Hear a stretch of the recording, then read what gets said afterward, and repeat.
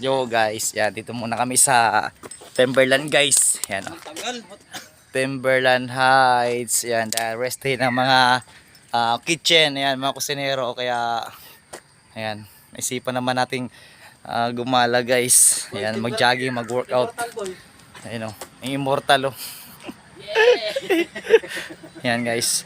Kasi ano, puro na tayo puro tayo trabaho kaya ayan, naisipan nating mag exercise guys. Yan sila oh.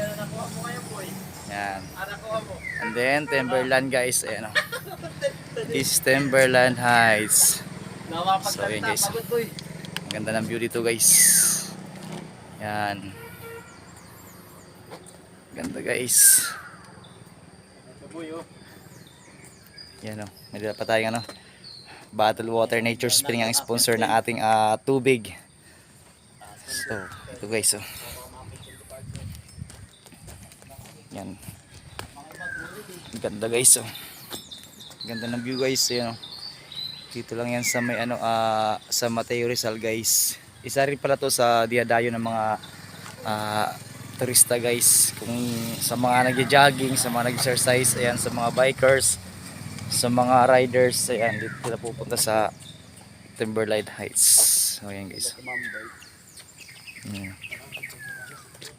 Timberland Heights.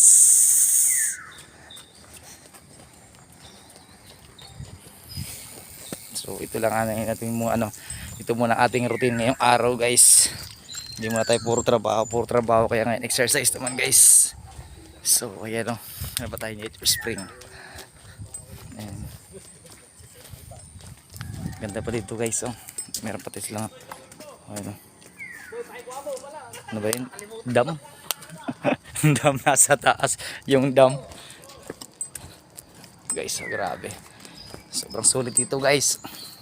Ayan, sa mga nag-iisip ng pasyalan kung saan nyo gustong mamasyal sa mga malapit lang guys around San Mateo area. Yan, dito lang yan guys sa Timberland Heights. Ayan. So, tingnan nyo guys oh. Parang village siya guys. Village na talaga siya. Ang ganda. Ayan. Ang ganda ng view guys. So, tuturo ko sa inyo guys yung Timberland. Ayun oh. Yung view ng Timberland. Timberland Heights.